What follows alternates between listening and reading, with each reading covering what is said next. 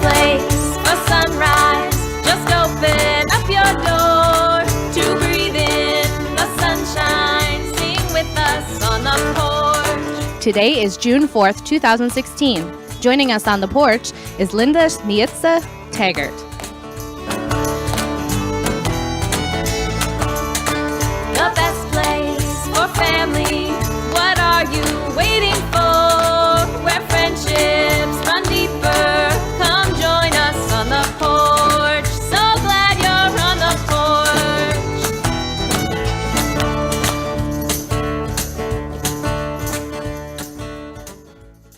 That's right, kids. You made it another week to another exciting episode of On the Porch Radio Hour. And this week, we have a really exciting special guest, which is why we only have one guest, because she takes up the whole room. It's pretty awesome. It's her instrument, really, that takes up the whole room. It's not Linda herself. But we had a really cool adventure quite a few years ago, and Gina and I were traveling across the country on our way to one of our favorite festivals to perform and to just attend. It's called the Walnut Valley Bluegrass Festival, I think. That may not be its technical name, but it is the Walnut Valley Festival, and it's in Winfield, Kansas. And they have all sorts of national and international competitions like flat picking, finger picking, guitar, fiddle, banjo, you name it. But one of my favorites is the hammered dulcimer competition. And we met an incredible hammered dulcimer performer. And in reeling her to come all the way back to New York, which really wasn't that big of a deal because she only actually lives just like an hour and a half or maybe 2 hours from the farm. So that didn't take a lot to get her here, other than, paying for her airfare, because she won't drive. A lot of people won't fly, but Linda won't drive. And so we had to get a little puddle jumper, like a little single prop kind of airplane. And luckily, I have an uncle, Steve, who flies an airplane, and we had to go wake him up. And he threw on his favorite Hawaiian shirt and his aviator goggles. And we threw him in the airplane, and there they went, on their 20-minute plane ride to the farm. We have a large spot where they could land, and it caused a lot of ruckus. The neighbors thought there was all sorts of crazy things going on. But no, we were just flying in the talent, which they should know by now is what we do. We've got airplanes and hot air balloons and Jim Schaefer landing in our yard all the time. It's not really that big of a deal.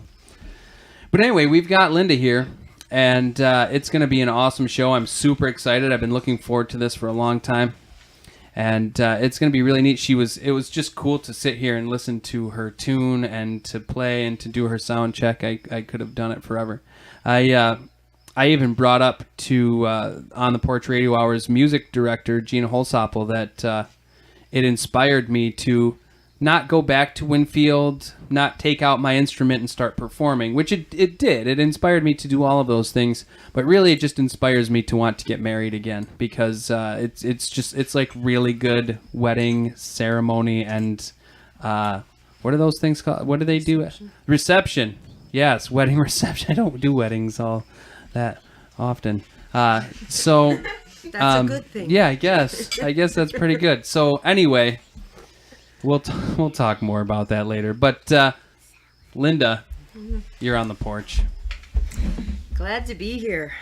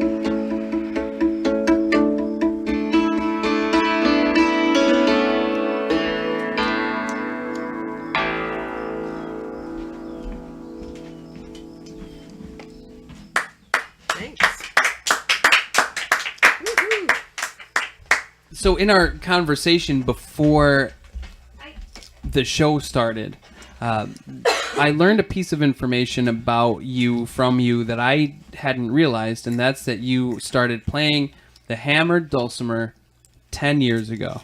That's right. It'll be 10 years in September.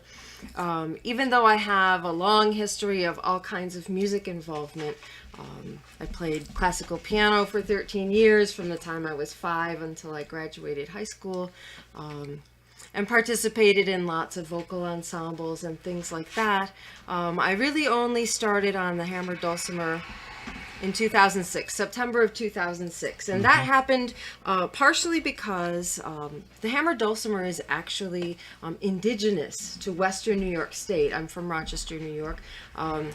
In the 1800s, there were many luthiers, builders of instruments, who lived in the Buffalo, Rochester, and in the Southern Tier area who were making those instruments. And one person who, since the early 1970s, has been continuing that tradition of playing and making sure that some of those traditional tunes and things about the hammered dulcimer don't go by the wayside is an artist by the name of Mitzi Collins, who is quite famous in the Rochester area for that. And anyway, I had been exposed to her music just because I like Celtic music, and she tends to play a lot of Celtic music.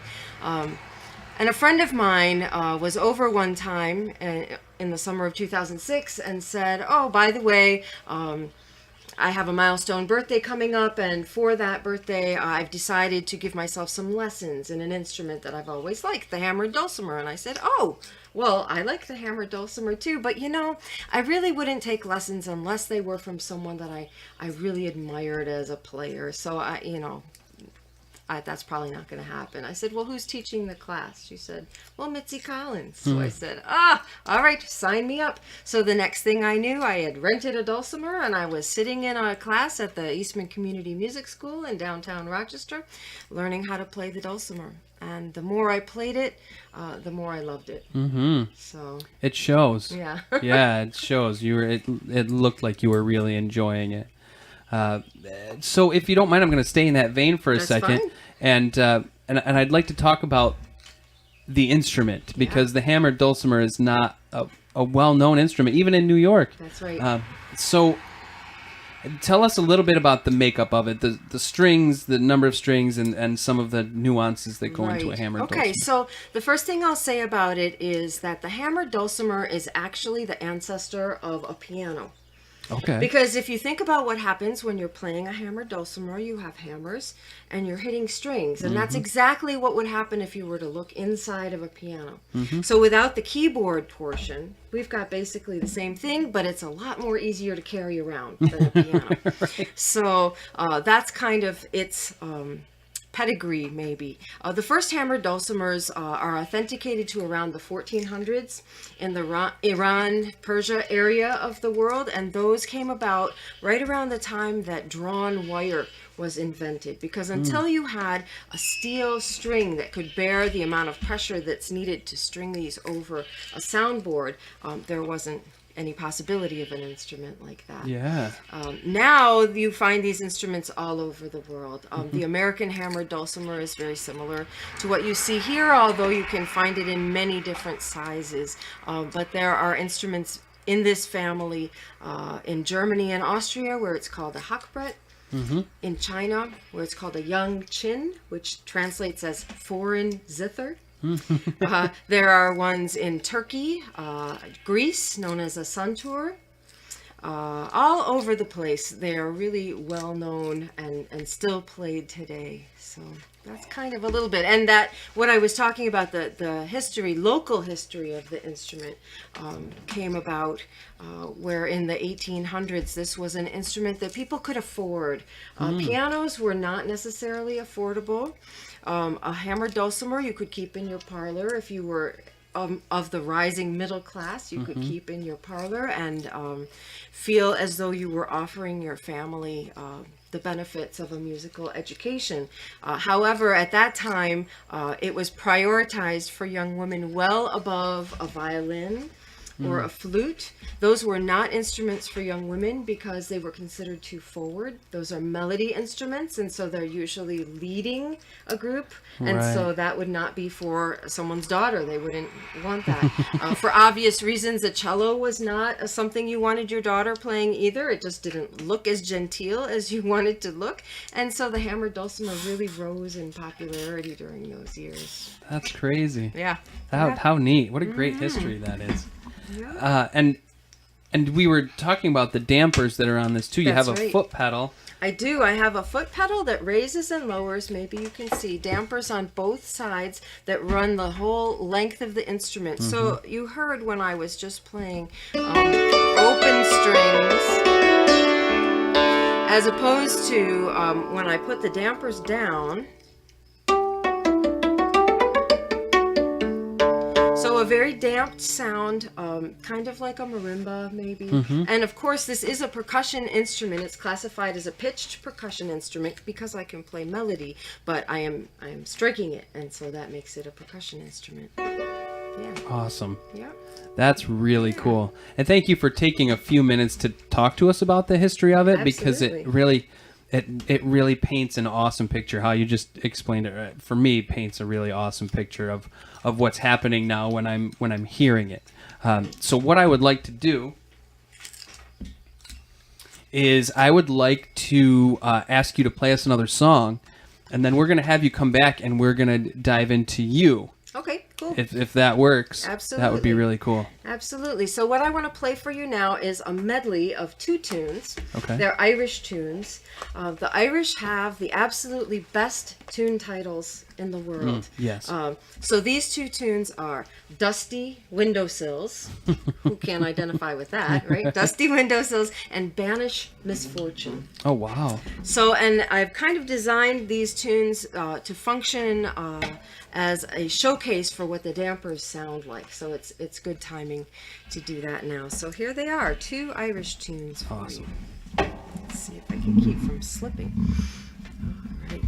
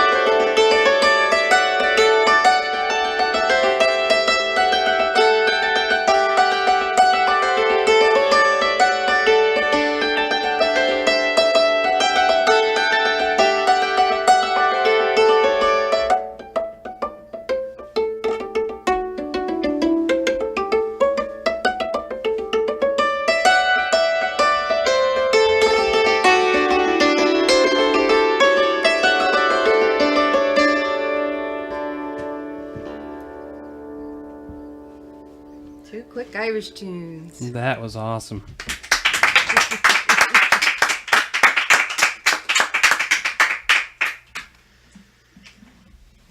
Awesome. So we're gonna have Linda stick around so that we can hear more from her and from her hammer dulcimer as well. Thanks so much for being here. Absolutely. This is so cool. Hi guys, I'm Matt Slocum here with your local sports report. The New York Yankees are currently in a 3-game set on the road with the Baltimore Orioles now through Sunday. They'll be home with the Angels from Los Angeles Angels of Anaheim, June 6th through 9th. Currently in the American League East standings, they're in 4th place behind Boston, Baltimore, and Toronto. The New York Mets are currently in a 3-game set at the Miami Marlins now through Sunday. They will go on the road to Pittsburgh to face the Pirates June 6th through 8th for a 3-game set. And the Mets are currently in second place in the National League East, still right behind the Nationals, about a game and a half back. Syracuse Chiefs are currently in a 3-game set with Buffalo, the Buffalo Bisons. They'll start a 4-game set at home with Louisville from June 6th through the 9th. Check the Chiefs' website for ticket info and for ticket information and promotion info. Their Chiefs are currently right now in third place in the International League North, behind Scranton and Rochester. Section 3 high school baseball Class AA final 2-seed Cicero North Syracuse defeated top seed Liverpool 5-3 to win the Class AA title. In the state tournament, they played Section 2 champ Shenandoah. That result will be given to you next week. Class A final 12-seed CBA upset 3-seed Fulton 11-4 to win the title. In state tournament, they played the winner of Section 2 versus Section 10. Result for that game is next week. Class B final, top seed Solvay defeated 2-seed Westville 4-2 to take the Class B title. They played Section 4 champ Binghamton Seton Catholic. Results for that game also next week. Section 3 softball, we're talking high school softball. Class AA final, 2-seed Liverpool defeated 8-seed Cicero North Syracuse 4-0. In the state tournament, they played Friday against Section 2 champ Boston Spa. Results are next week. Class A final, 2-seed JD upset top seed Oneida 6-5 to win Class A title. In the state tournament, they played Messina of Section 10, Results next week. Class B final, 3-seed APW defeats 5-seed South Jefferson 8-0 to win that title. In state tournament, they played Windsor. Results next week. Section 3 boys lacrosse, Class A, 2-seed FM upsets top seed Baldwinsville 8-7 to win the title. In state tournament, they played Section 4 champ Corning. In Class B, top seed JD defeats 2-seed Auburn 15-7 to win the title. In state tournament, they played Section 10 Messina Wednesday and won 20-4 in the sub-regional. They played Horseheads in the state tournament. In Class C, top seed Casanova beat 6-seed Lafayette 11-9 to win the title. They played Section 10 champ Canton Wednesday and won 18-6 in the sub-regional. They play Maine Endwell in the regional next week. Section 3 girls lacrosse. Class A top seed CBA defeat 3-seed Cicero North Syracuse 11-5 to win the Class A crown. In state tourney, they played Corning Painted Post. Class B seed top seed Watertown defeat 3-seed JD 14-11 to win Class B title. In state tournament, they played winner of Vestal Messina sub-regional. And in Class C, 2-seed Skate Atlas defeated 4-seed Marcellus 9-7 to win Class C crown. In state tournament, they played winner of Shenango Forks Canton sub-regional. Results next week. I think I got time for one joke in honor of actually a couple jokes here. For the NBA Finals, which started Thursday. First off, for the Warriors, what do you call the Golden State Warriors without the Splash Brothers, Steph Curry, Chris Thompson? I don't know. The 76ers. This is a really funny one. If you're a Cavs fan, don't be offended. How do you know you found LeBron James' cell phone? I don't know. It vibrates and receives calls, but doesn't have a ring in Cleveland. That's all for now. Wait till next week for the results from the state tournament. Thank you, Matt. You're listening to On the Porch Radio Hour. We'll be back in a moment. This is what's happening in central New York. The Greater Oswego-Fulton Chamber of Commerce holds their annual Community Cleanup Day on June 5th at 9 a.m. Projects include clearing debris, fixing and painting fences, and neighborhood cleanup projects. Call 315-343-7681 for more info. The Postcard Club of Oswego County presents the 35th Annual Postcard Show and Sale on June 5th from 9 a.m. to 4 p.m. at the Scriba Fire Hall. Call 315-598-9537 for more information. The Old Songs Festival is held in Altamont, New York on June 24th through 26th. For more information, visit festival.oldsongs.org. Mother Earth Baby hosts Fun with Essential Oils on August 5th at 4:15 p.m. Call 315-216-4622 for more information. The Oswego YMCA Dragon Boat Festival will be held August 19th and 20th. For more information, visit OswegoYMCADragonBoatFestival.com. Oswego Expeditions offers historical walking tours of Oswego every Saturday at 11 a.m., beginning June 11th. For more information, visit OswegoExpeditions.com or call 315-561-0223. The Callett Theater and Conference Center hosts Caroline Cole on July 8th. The theater is also hosting upcoming screenings of American Sniper, Pride and Prejudice and Zombies, Zootopia, and How to Be Single. To find out about these and other events at the theater or to purchase tickets, visit calletttheater.com or call 315-298-0007. Artie Camp is 6 weeks of creative day camp experiences at the CNY Arts Center. Programs in studio, theater, and culinary arts for ages 6 through 16 are offered. Registration is now open. The CNY Arts Center will be hosting another round of ballroom dancing classes beginning June 15th. The center also features Stan Wilczek Jr. and Frankie Bailey in the Author Spotlight at 2 p.m. on June 5th. The Arts Center also offers a monthly writers' cafe where writers of all ages can come and share their work in a casual setting. The next cafe will be held on June 26th. For more information about Artie Camp, Authors Spotlight, Writers Cafe, and many other projects and events at the CNY Arts Center, visit cnyartscenter.com. The Wooden Apple Farmstead 4th Annual Music and Art Festival will be held September 2nd and 3rd. The event will include a songwriters contest, vendors, and live music. For more information about the festival or to find out how to become a contestant, vendor, or performer at the festival, visit Wooden Apple Farmstead on Facebook or call 315-591-0711. Because we are a live show when we're recording, we often get requests. And so I'm about to deliver. What's the difference between a hammered dulcimer player driving a car and a frog driving a car? I don't know what. The frog is more likely to be driving to a paying gig. Yeah.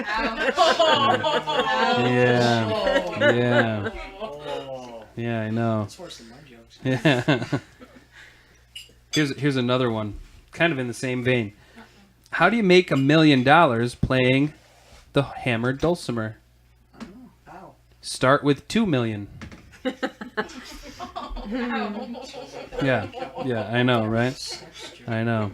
Do you know, usually at festivals and gigs, we usually hear a lot of banjo jokes. Yeah. You know? So here's one. What's the difference between a banjo and a hammered dulcimer? I don't know what. A hammered dulcimer burns longer. Yeah, I know. I don't know why they're so mean. I can't wait till I start playing the jug and people start giving me jug band jokes. We'll come back to jokes later. Let's get to the nitty gritty. So Linda, you started. I'm starting this second half of the interview kind of the same way I started the first half, because I'm still kind of shocked. So you started playing the hammered dulcimer 10 years ago. That's right. And 5 years ago was when you went to the Walnut Valley Festival. That's right. So if I had a really hard time tutoring a young man today because we had to be going over math stuff. So you got to keep up with me here for a second. I didn't use a calculator. That means that when you went to Winfield, you'd only been playing for about 5 years. That's right. Okay, good. I want to make sure I did that math You're right. right on. Okay. So how did you, you were saying that you, that when you were done with your course it was Eastman, right? That's right. That you decided, well, I've made it through. I've passed my course, graduated, however you want to explain that. And you wanted to kind of see what it was like and see kind of where you were at in your playing. Right. Yeah, actually during the time that I was doing the 2-year diploma course at Eastman Community Music School, I made it a point to travel to festivals to learn from different teachers because locally, the pool of hammered dulcimer teachers is limited. Right. And I'm a firm believer that you can learn from anyone in any situation. And so I searched out different festivals, of which there are many, because this instrument is actually, believe it or not, experiencing a revival all through the late 80s, through the 90s, and even up to today. One of the things I think that is so attractive about it is you don't have to go to a music school in order to learn it. Traditionally, this instrument and knowledge about how to play it was transmitted on the porch by your family, because it's what people did on the weekend, right? In order to relax. And so that's very attractive as somebody who came from a classical music background, where if you played things one way, they were correct. And if you played them a different way, they were incorrect. Right. Well, as a folk music instrument, that's just simply not the case. There are many ways to play this instrument, and even separate tunes. So that was very attractive to me. So that was one reason to travel to different parts of the United States and study with different people. Yeah. So, Good yeah, for that you. that was a feature. Yeah, and the diploma program at the Eastman School really gave me some things that I couldn't have gotten from the festival experience. I was funneled into the same kind of training program that someone, say, learning orchestral harp or classical piano or like that would be doing. So every year I had a jury. Scored playing opportunity for faculty. I had a certain range of types of music that I needed to play. That's also new on this instrument, and exposed me to a lot of music and techniques that I might not have seen otherwise. And it required concentrated practice for those 2 years. That, you know, I still practice. I still enjoy playing the instrument, but it's not the same as when you know you're going to be up in front of, you know, a jury of 10 people who are going to be scoring you. So those were all really positive aspects of that for me.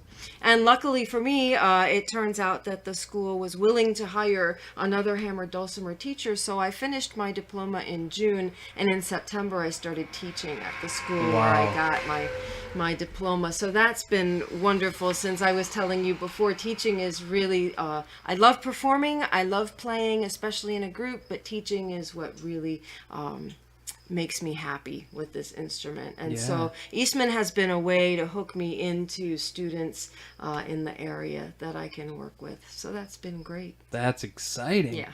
So you've been doing that for 5 years then? I have. Wow. I have. Well, no, longer.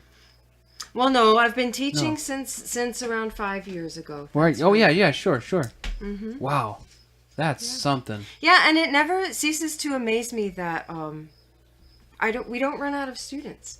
Right. You would think there'd be just a very small, limited audience, but mostly when people are exposed to this instrument, the sound of it and the physicality of it is interesting enough that they want to try it out. Yeah, it is. And I feel that. Like, I want to try it out, you know? Yeah. It's so cool. And then you take it even a step farther, and you opened up the show today with a more of a I guess a contemporary yeah, that's right. song. And so that's really it shows the versatility That's and right. exactly what you're talking about. There's no one way that you have to play it.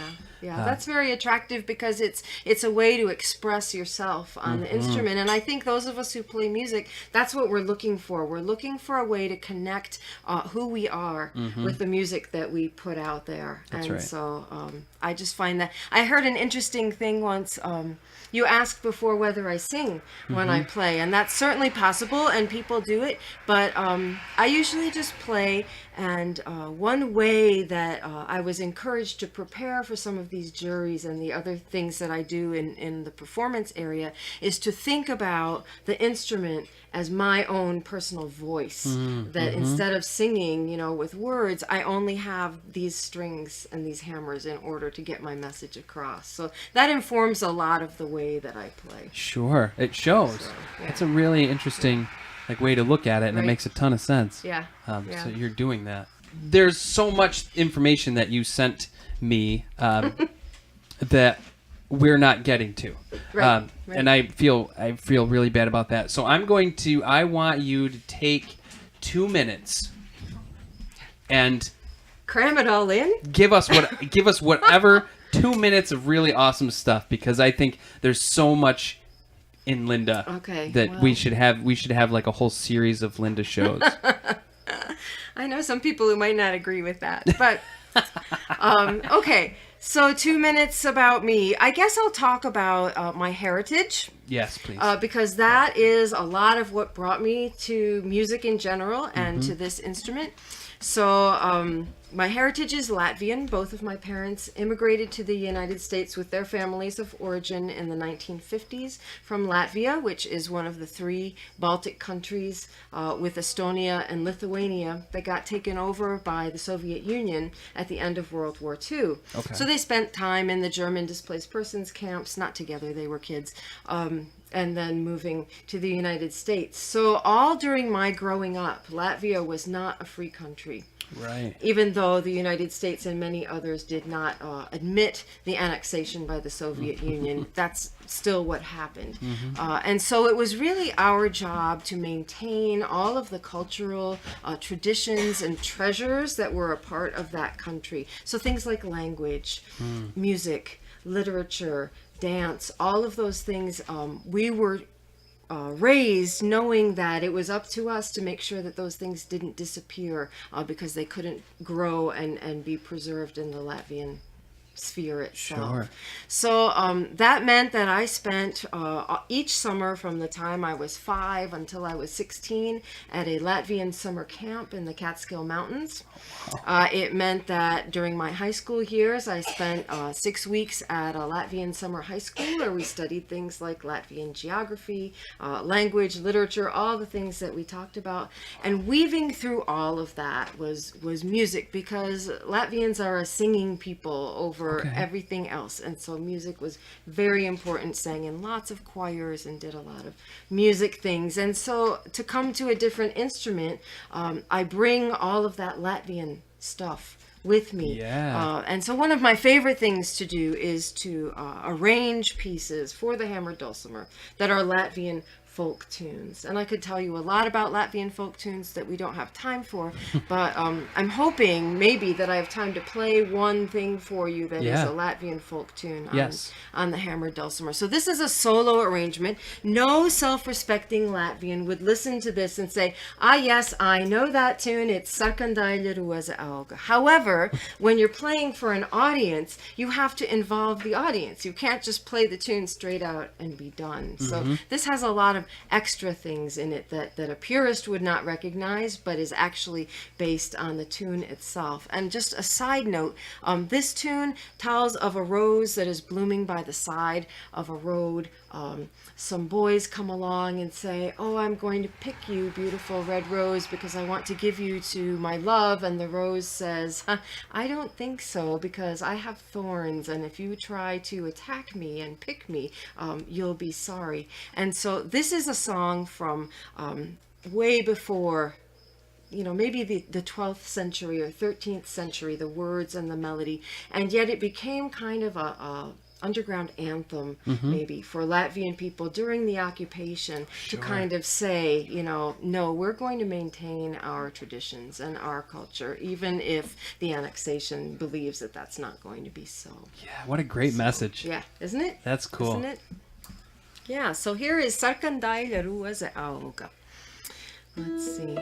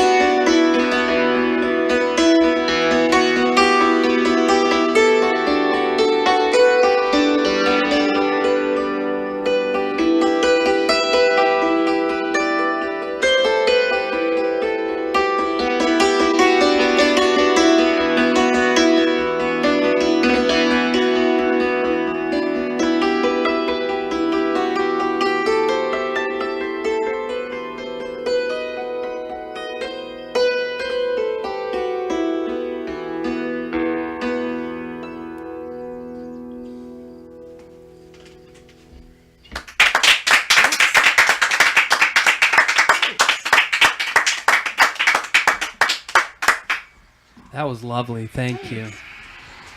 Thanks so much for being here, Linda. It's been a real treat. Thank you for inviting me. Of course. And I don't know.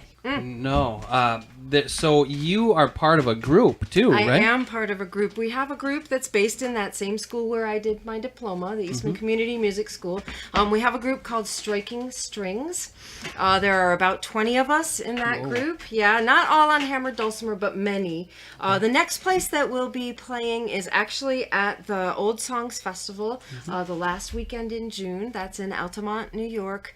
The Old Songs Festival has been around for a lot of years, and we're very honored to be invited because it's one of the premier folk festivals in the United States. Yeah. So that's a good time to hear us. We have a group concert Saturday at noon there. And I always post information on my blog when I'm playing or when our group is playing, so you can find that by Googling Dark Horse Dulcimer. Dark Horse Dulcimer. Dark Horse Dulcimer, and that will bring you to all kinds of more information than you might want about the hammer dulcimer. So Cool. Thank you. Have fun at that. absolutely. Gina, are you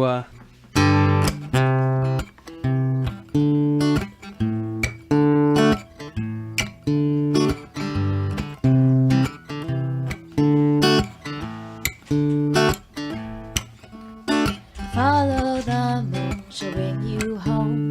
The light that she shares is just enough glow to follow the moon. She'll bring you around through thick or through thin, while up and while down. She'll take you full, she'll take you empty. You know the rule that she's always changing, so you can do da da da da da da da da da da da.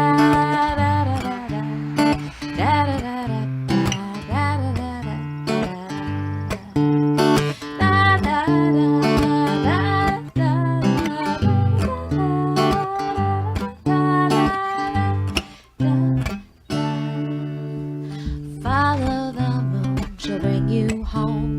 The light that she shares is just enough glow to follow the moon. She'll bring you around through thick or through thin, while up and while down. She'll take you full, she'll take you empty. You know the rule that she's always changing, so you can do da da da da da da da da da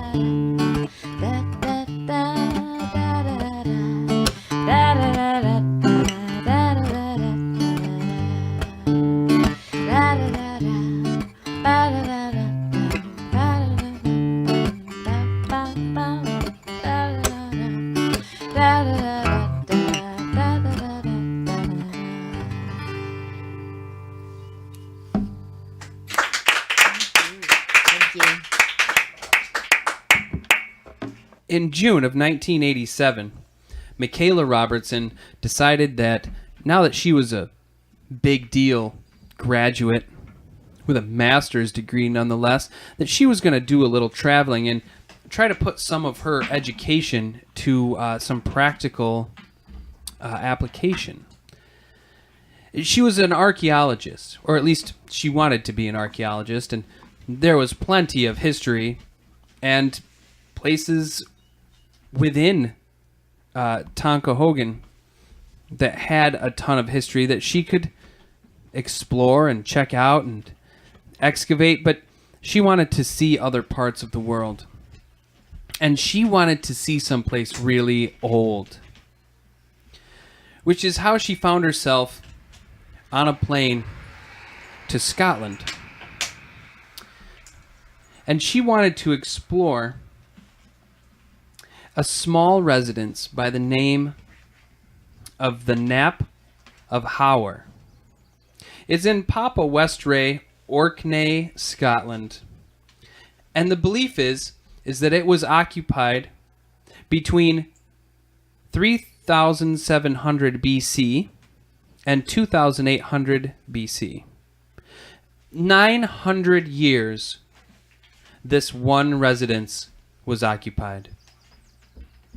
The belief is that it was built shortly after nomads decided they didn't want to be nomads anymore.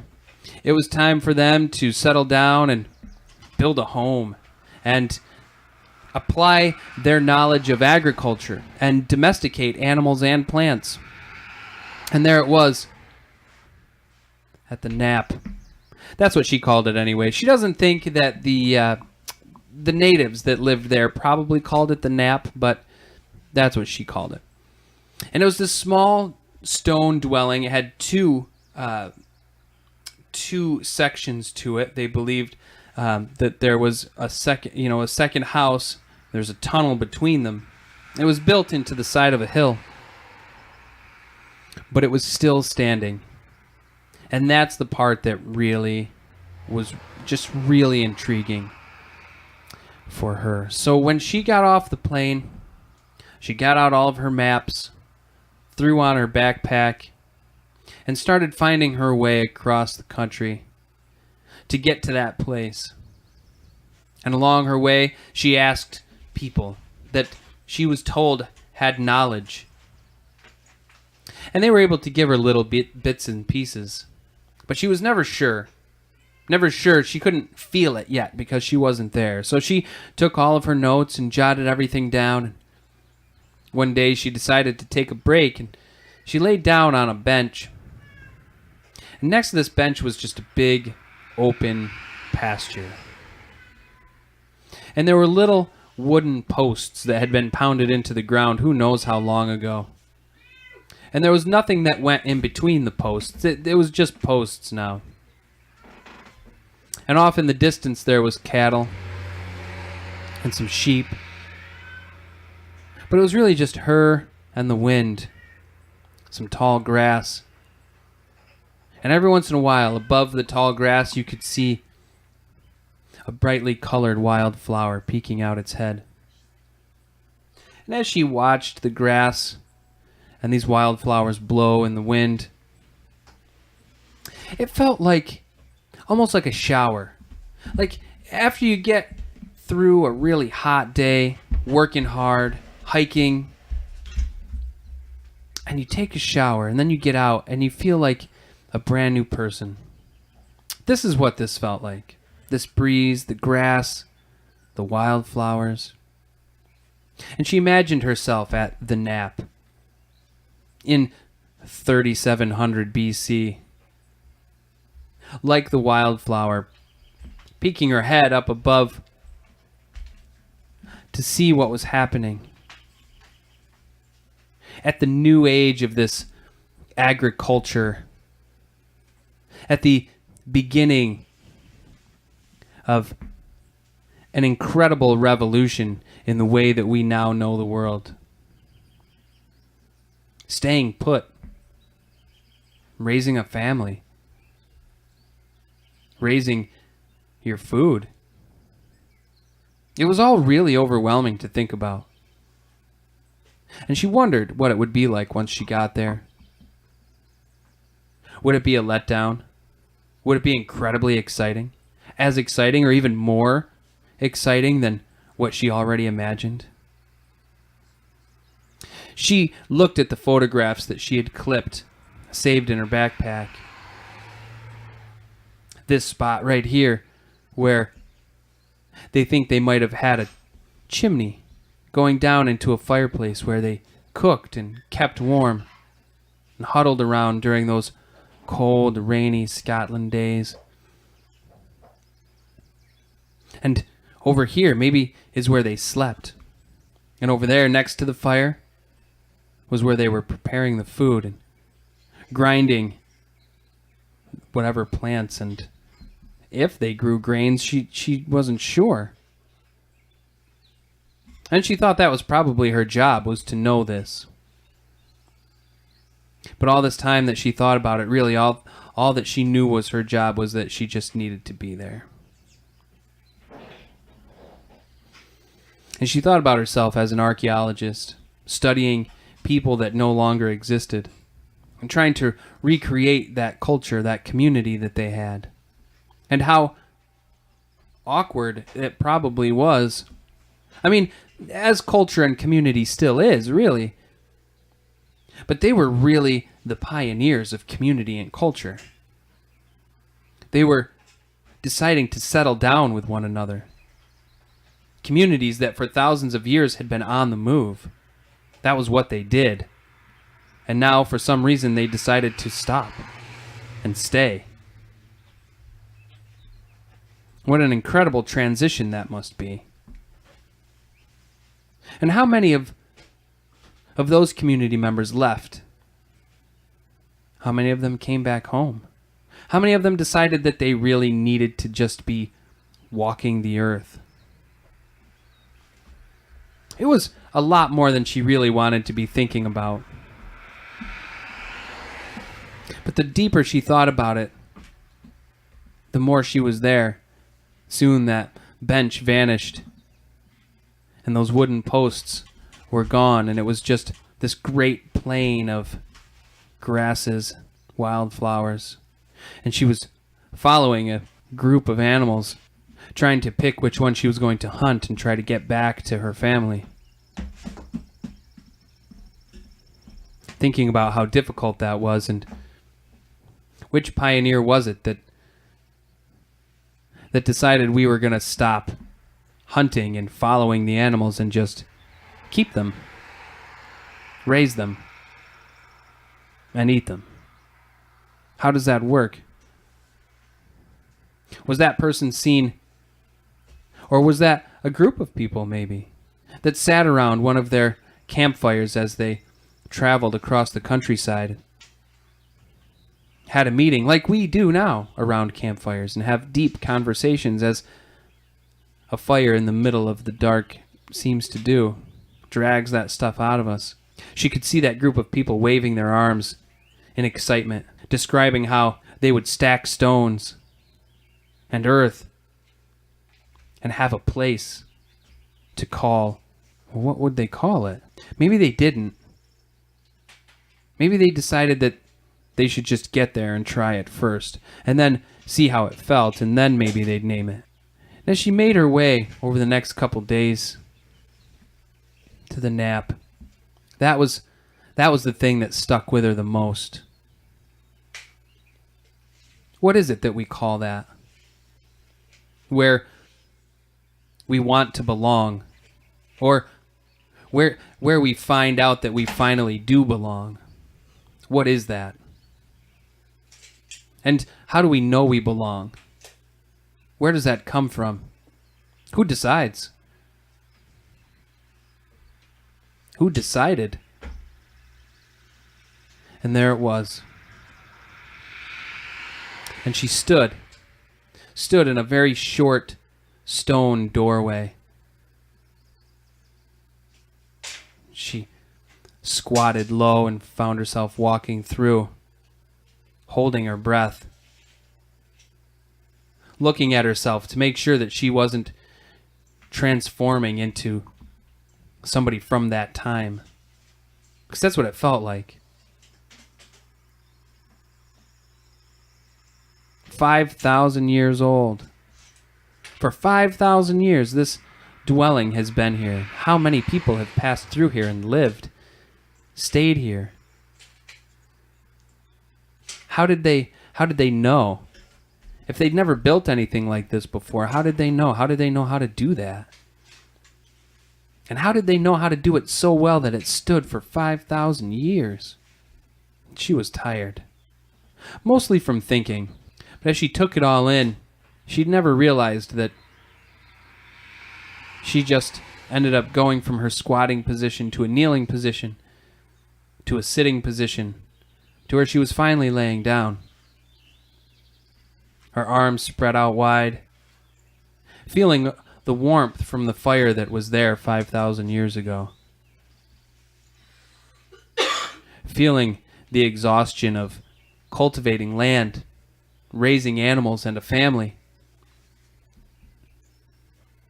The hard work. Her forearms were sore from working the land. Her fingernails were dirty. Her thighs burned from all that squatting and sitting in the sun.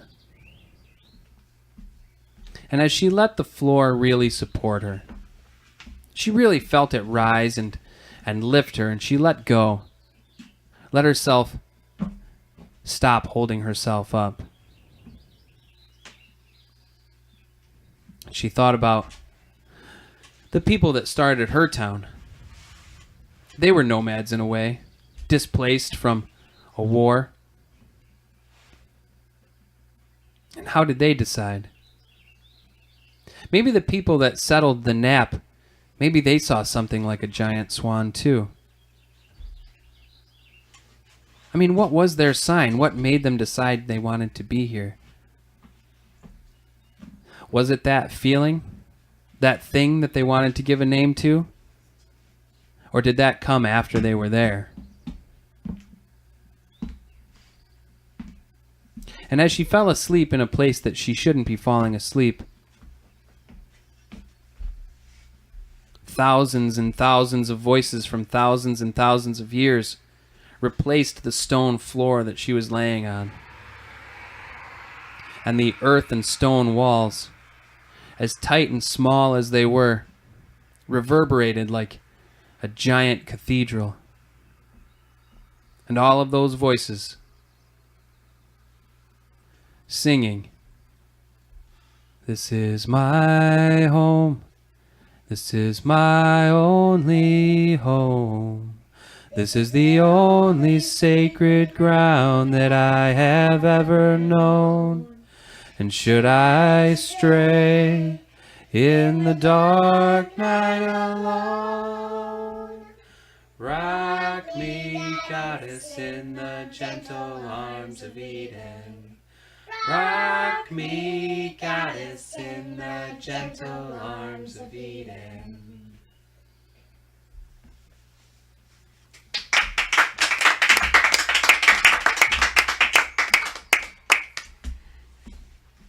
Well, kids, you've made it once again to the end of another exciting episode of On the Porch Radio Hour.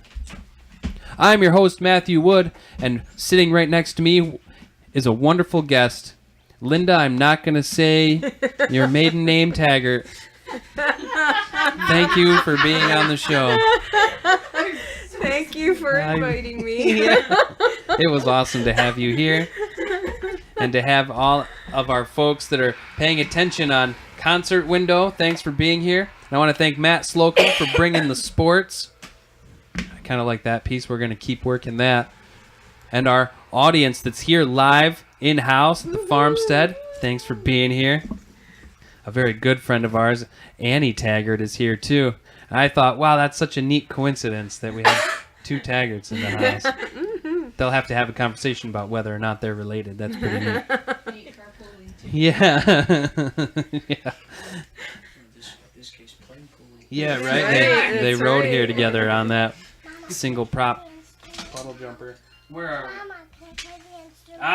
So next week is going to be, like all the other 60 shows we've done, incredible, because we're going to be on location at the Hall Newman Center at SUNY Oswego with our guests Michael Wynn and Denise Knight.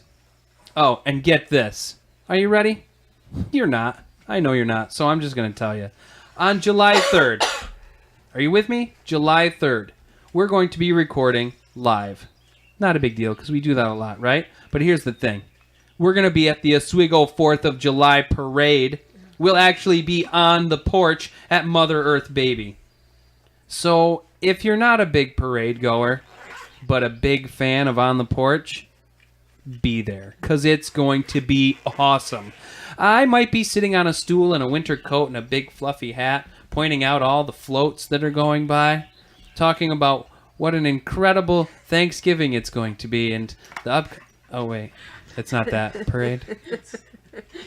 Well, anyway, I'll still be there in my big fluffy winter hat, just because I can, in July.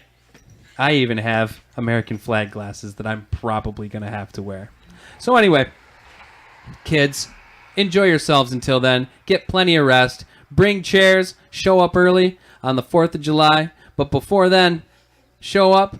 Actually, show up on the 3rd. But show up at the Hall Newman Center. Keep listening to On the Porch Radio Hour. because we've got other guests like Julie Fisher and Olivia Flint coming on the porch. Man, I'm glad you're here. And until we see you again, peace to your journey.